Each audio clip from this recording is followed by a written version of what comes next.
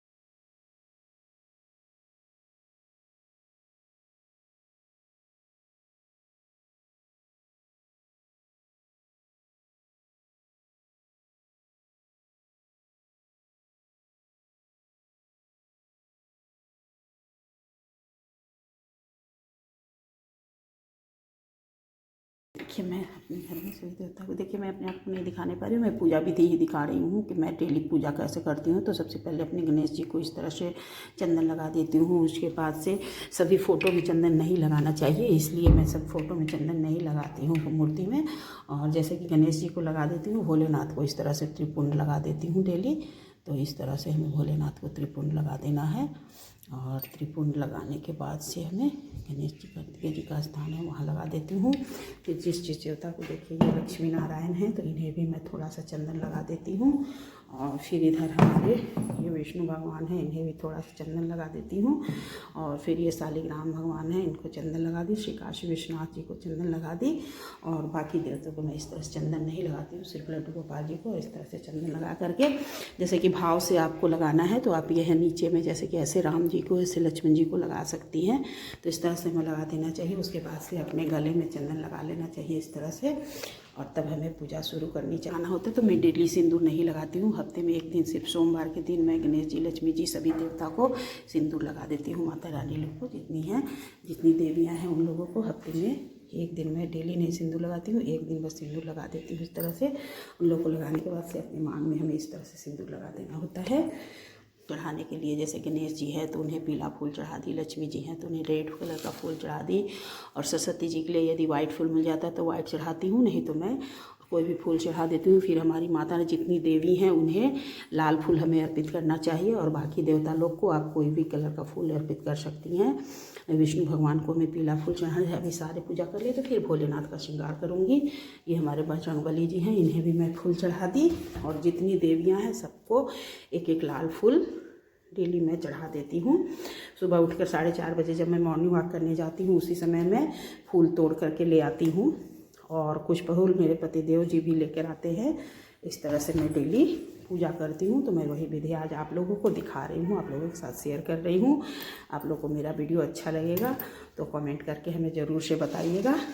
कि कैसा लगा। मैं श्री काशी विश्वनाथ जी के लिए एक गुलाब का फूल, शालिग्राम भगवान जी के लिए फूल, और मैं शालिग्राम भगवान जी को हमेशा ही तुलसी दल से ढक के रखना चाहिए, इसलिए उनके पास तुलसी दल हमेशा होना चाहिए। तो मैं एक तुलसी दल इस तरह से उन्हें चिपका देती हूँ, और एक तुलसी दल में विष्णु भगवान को भी इस तरह से लगा देती हूँ डेली प्रतिदिन सभी भगवान को अलग अलग भोग नहीं लगाती हूँ।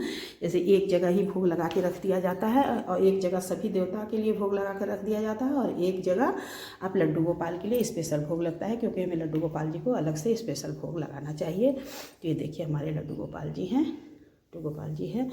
और लड्डू गोपाल के लिए जो भी चीज़ मैं घर में अपने घर में कोई भी सामग्री बनाती हूँ तो मैं सबसे पहले अपने लड्डू गोपाल जी के लिए निकालती हूँ, और सबसे पहले लड्डू गोपाल जी को भोग लगाती हूँ।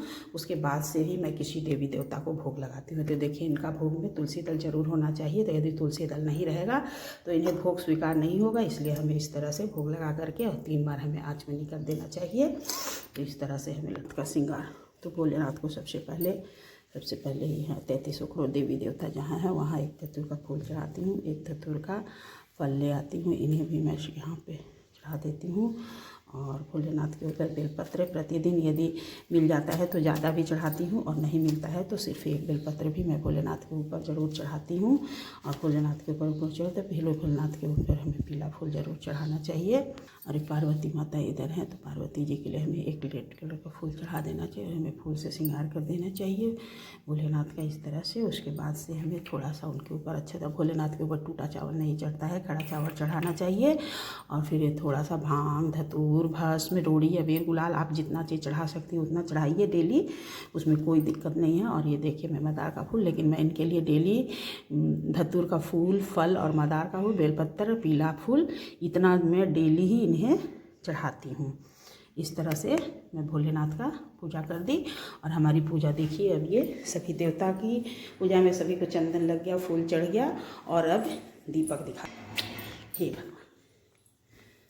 उसके बाद से देखिए हमें इस तरह से आरती कर देना है। सबसे पहले मैं गणेश जी का आरती गाती हूँ।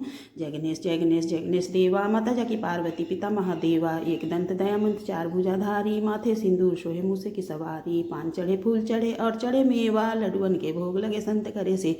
गणेश जय गणेश देवा, माता जाकी पार्वती पिता महादेवा, अंधन को आँख देत कोढ़ी को काया, बाझन को पुत्र देत निर्धन को माया। जय गणेश जय गणेश देव कि पार्वती पिता महादेवा, दीनन की लाज रखो शंभु सुतेकारी, कामना को पूरी करो जगत बलिहारी। जय गणेश जय गणेश देव, तजा की पार्वती पिता महादेवा। उसके बाद से मैं सभी देवता के आगे दीपक दिखा देती हूँ, क्योंकि इतने देवी देवता हैं तो आप सबके लिए अलग से दीपक नहीं जला सकती हैं। एक ही दीपक से हमें सभी को दिखाना होता है और सभी के सामने अपना भाव प्रकट करना होता है। जैसे अब भोलेनाथ जी हैं तो भोलेनाथ के श्री शिवाय नमस्तुभ्यम बोलते हुए दिखा दीजिए, जय बजरंगबली की जय बोल के दिखा दीजिए, जय वैष्णो माता की जय, मैहर वाली माता की जय, विंध्यवासिनी माता की जय, दुर्गे महारानी की जय, लक्ष्मी नारायण की जय, जय बगलामुखी अंत की जय, सूर्य भगवान की जय, कुबेर भगवान की, विष्णु भगवान की जय, महालक्ष्मी की जय, श्री काशी विश्वनाथ की जय, शालिग्राम भगवान की जय, जय हो लड्डू गोपाल जी के। मैं लड्डू गोपाल जी को 7 बार आरती उतारती हूँ इस तरह से, राधा कृष्ण जी, सीताराम जी, और आरती करते हुए हमें 1 बार आरती लेकर के इस तरह से हमें घूम जाना चाहिए।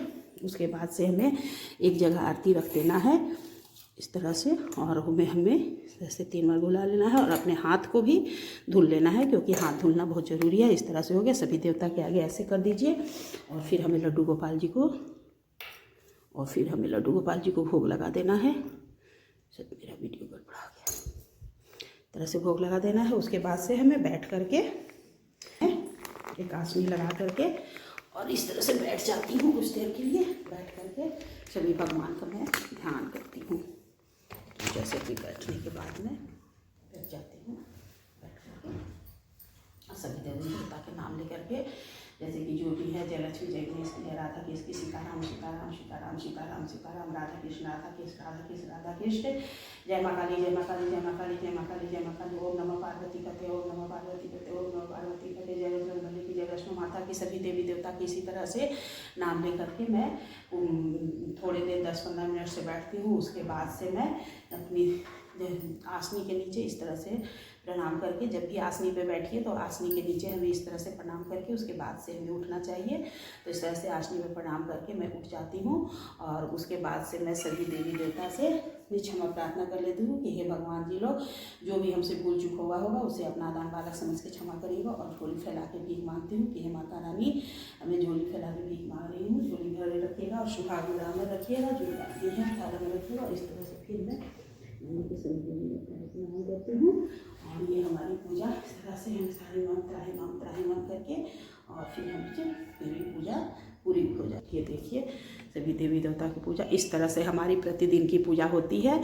तो आप लोगों को हमारा पूजा करना कैसा लगा हमें कमेंट करके ज़रूर से बताइएगा। और कमेंट बॉक्स में हमारे जय श्री राधे राधे जरूर सभी को।